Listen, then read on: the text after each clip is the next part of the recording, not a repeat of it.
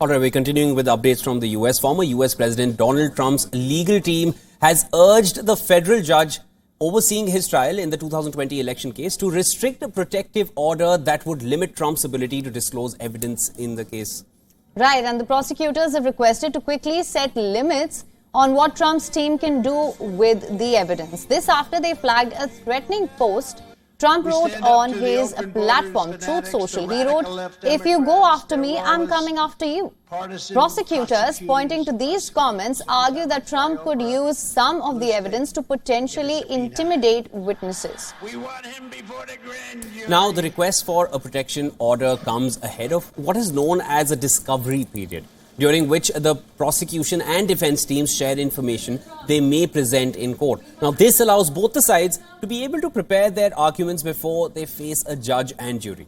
Prosecutors say the protective order in this case will prevent Trump from talking about the case. It does not intend to silence him, but rather seeks to protect the use of evidence.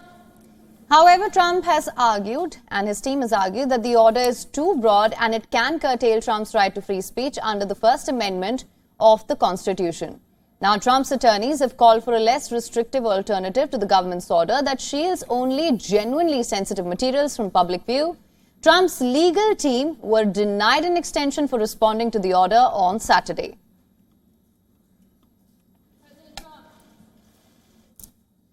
Now, for more on this, we earlier spoke to our correspondent Susan Tehrani, who tells us what the Trump camp is saying about the protective order. Listen in.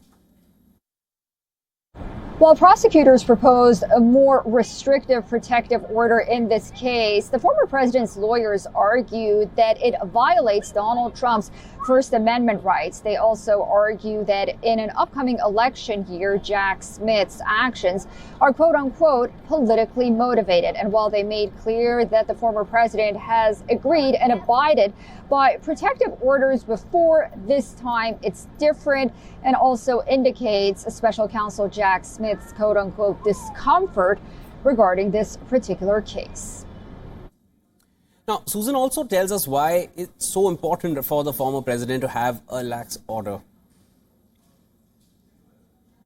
It really shouldn't come as a surprise that the former president and his lawyers are asking for more lax protective orders when it comes to this case.